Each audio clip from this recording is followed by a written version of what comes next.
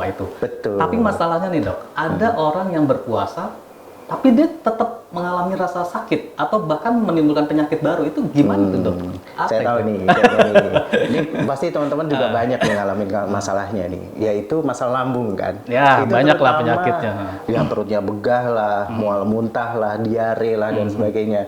Itu terjadi kapan?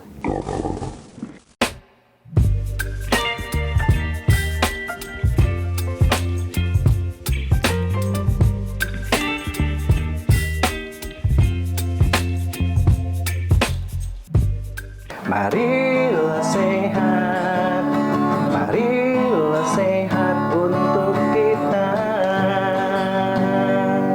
Mari sehat, makanya jangan sampai sakit. Oke. Dok, gimana Iya. kabarnya?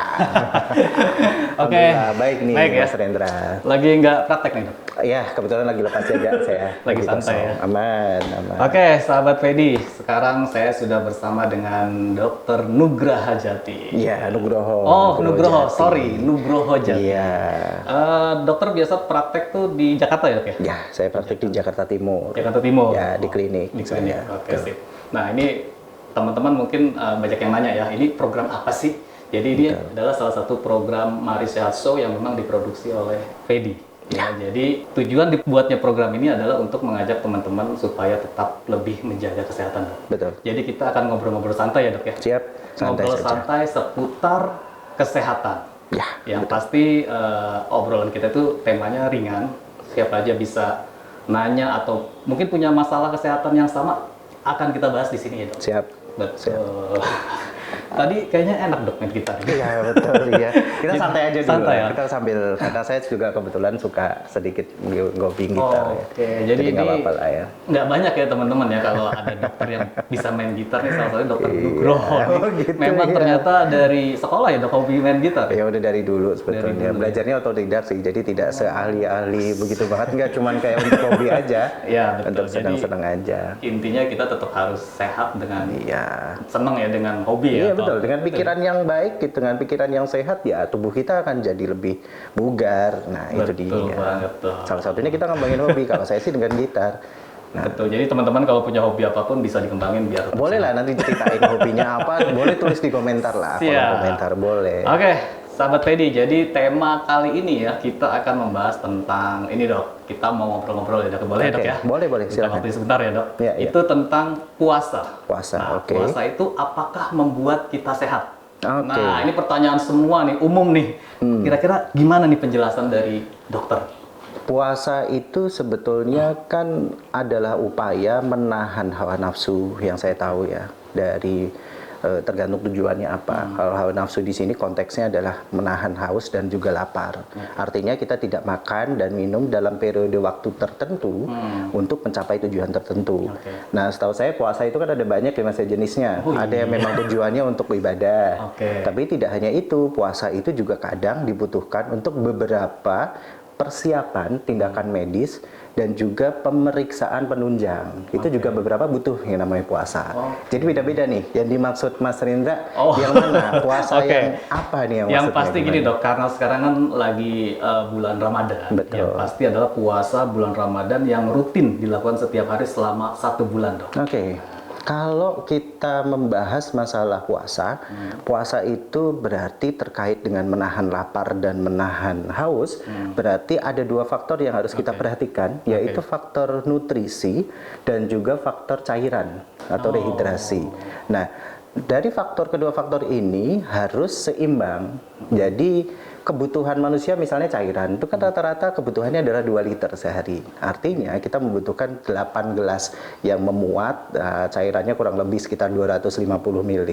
Kalau dikali 8 kan jadinya 8 dari 2 liter ya. 2 Jadi liter. cukup gitu. Maksudnya gitu. Makanya 8 gelas per hari itu maksudnya seperti itu. Jadi cairan sebanyak 2 liter itu kalau bisa terpenuhi terus walaupun kita berpuasa seharian. Nah, untuk nutrisi juga sama. Nutrisi kan kita sebaiknya makanan-makanan yang kita konsumsi itu juga harus seimbang.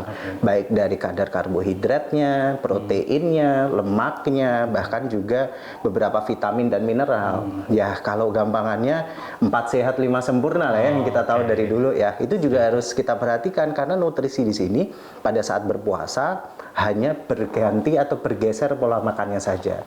Gitu. Oke.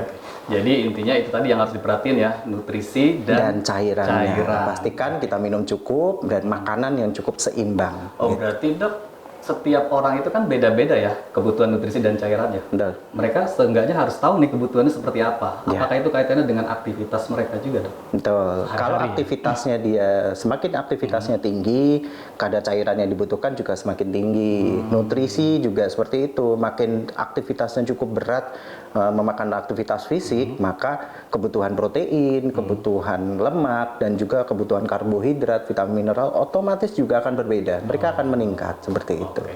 Oh, berarti kalau semuanya terpenuhi, cairan maupun nutrisinya terpenuhi, berarti dia akan baik-baik saja. Betul, Bahkan itu yang akan kita sehat. maksud. Iya, yang dimaksud dengan puasa yang sehat itu adalah nutrisinya baik, cairannya cukup. Itu yang dimaksud. Berarti itu terjawab ya bahwa puasa Betul. itu apakah membuat kita sehat? Yang pasti akan membuat kita sehat kalau Ya. terpenuhi semua itu. Betul. Tapi masalahnya nih, Dok, ada orang yang berpuasa tapi dia tetap mengalami rasa sakit atau bahkan menimbulkan penyakit baru. Itu gimana tuh, Dok? Apa Saya tahu itu? nih, ini pasti teman-teman juga banyak yang ngalamin masalahnya nih, yaitu masalah lambung kan. Ya, Itu banyak lah terutama penyakitnya. yang perutnya begah lah, mual muntah lah, diare lah dan sebagainya. Itu terjadi kapan? Awal puasa dan Lebaran gitu. oke. Fenomena itu banyak sekali terjadi di kasus awal-awal pada saat kita puasa, puasa ya. sama nanti ketika menjelang Lebaran. Kok bisa gitu? Nah, yang harus diperhatikan Mas, itu justru adalah pola makan. Misalnya katakanlah nutrisi sama cairan udah cukup lah, kita minum juga mungkin sudah baik. Tetapi jamnya berubah. Oh, Nah, harus ini polanya ya. karena polanya berubah, apa sih yang paling berasa pertama kena dampaknya? Yaitu lambung. Nah, lambung ini dia punya pola, kapan jam berapa saya harus mengeluarkan asam lambung, jam berapa saya dorong ke bawah untuk lanjut ke usus. Nah, itu jadi bingung, jadi agak perlu adaptasi. Nah, otomatis karena adaptasinya itu terjadi di awal puasa, banyak itu kasus lambung. Nah, tapi ketika nanti menjelang pertengahan puasa, membaik dengan sendirinya. Bahkan nih, orang yang sering mengeluhkan masalah lambung, ketika di luar bulan puasa ya, ketika dia berpuasa, pertengahan puasa dia akan sembuh. Kenapa? Karena makannya teratur. Waktunya sahur ya sahur, waktunya berbuka ya berbuka, kayak gitu. Oh, berarti setiap orang yang berpuasa itu membutuhkan penyesuaian ya? Betul. Oh, ini kan Kalau pasti penyesuaian. berbeda ya, karena kan ini puasa 30 hari, berbeda dong sama Betul. puasa-puasa yang cuma sehari. 2 Ya, hari. Senin Kamis, kayak gitu misalnya 2 kali seminggu puasa atau selang-seling puasanya, gitu. Ya, yang penting kata kuncinya adalah kesesuaian dari nutrisi, cairan, sama tadi, yaitu keteraturan polanya. Penyesuaiannya ya. Betul. Kalau polanya udah baik, teratur ya pasti akan Oh, normal dan jadi itu sehat. intinya teman-teman atau sahabat Fedi ini nggak usah khawatir kalau di awal-awal punya masalah. Ya, kalau ringan-ringan mungkin. Kalau masih ringan masih bisa oke diatasi, lah. nggak ada Tapi masalah kalau ya. misalnya udah mulai cukup sedang dan berat ya baiknya sih periksa ya. Nah, itu gimana? Kenapa tuh, Dok? Kok ada ya ketika orang yang mungkin dia merasa sehat tapi ketika berpuasa 1 bulan mungkin di pertengahan atau udah adaptasi tapi mungkin mau lebarannya justru ada yang bermasalah, itu kenapa itu biasanya tuh?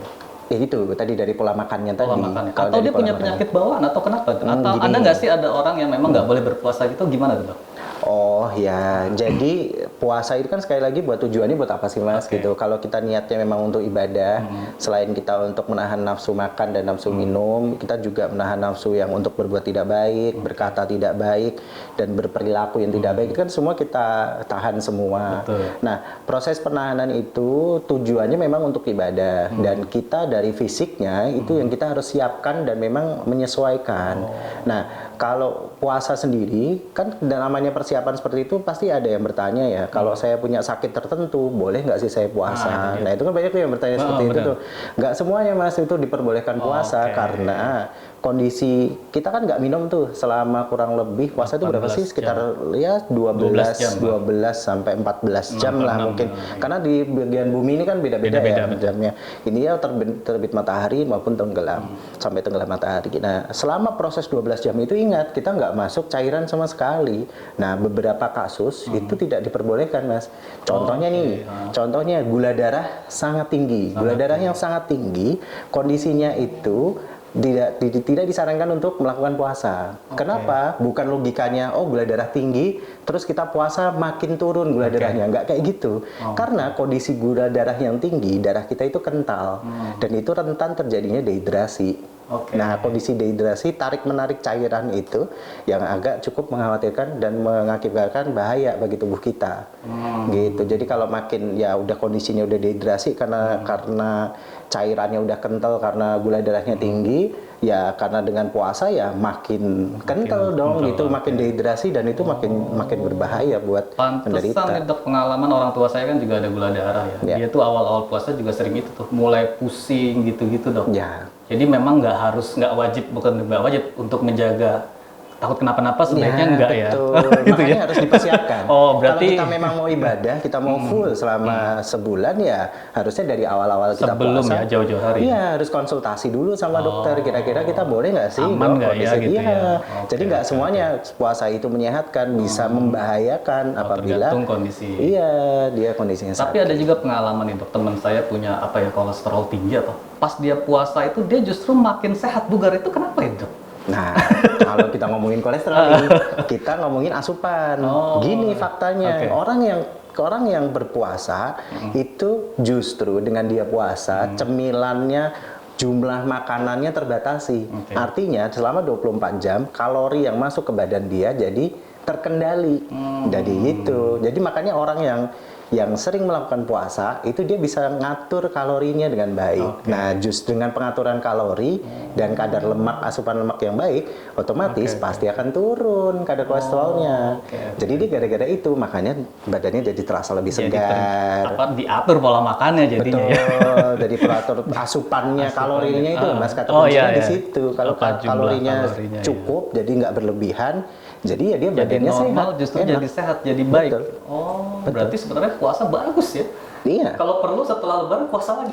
Oh iya, boleh nggak apa-apa.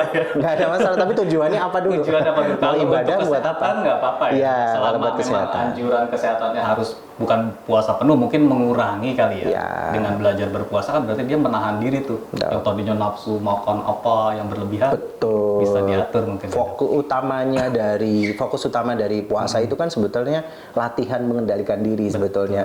Dengan kita ngatur makanan, oh ternyata badan kita tuh lebih enteng ya, oh lebih sehat ya.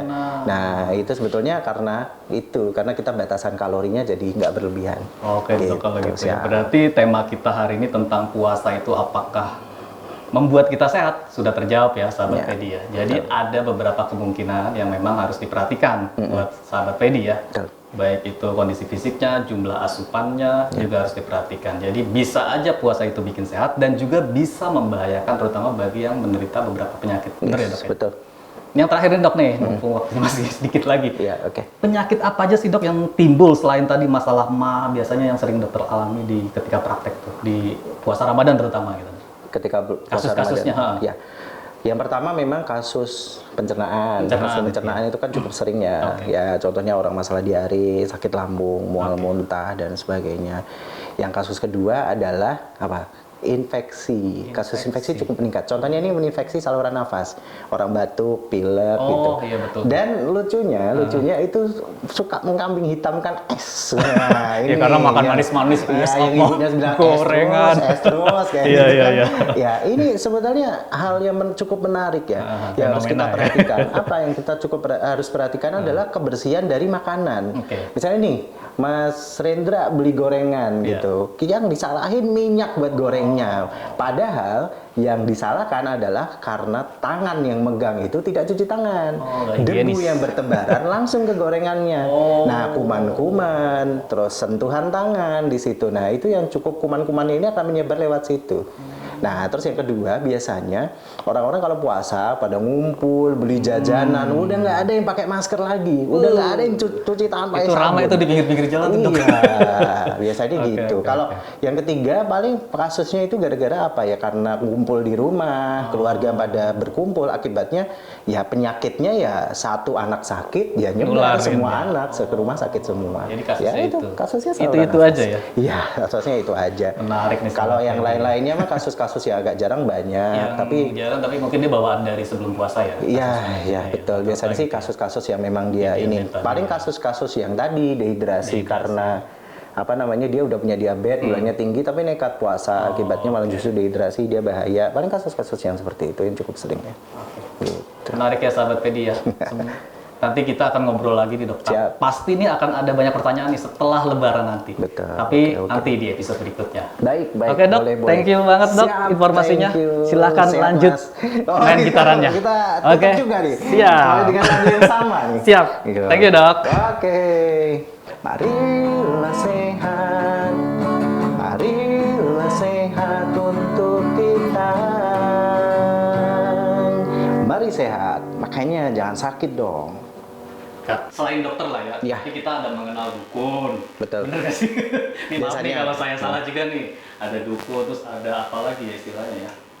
Orang pinter lah atau Ya, apa gitu itu istilah yang ya. sama lah. Istilah itu cuma istilah aja digunakan. Istilah. Saya juga penasaran nih, sebenarnya dimaksud dengan pengobatan alternatif itu definisinya itu seperti apa dok? Oke, pertama-tama saya akan berbicara sebagai saya secara pribadi. Kita kalau secara keilmuan sebagai dokter, memang kita ini sangat menghargai keputusan dari pasien. Jadi apapun jalan yang pasien pilih, ya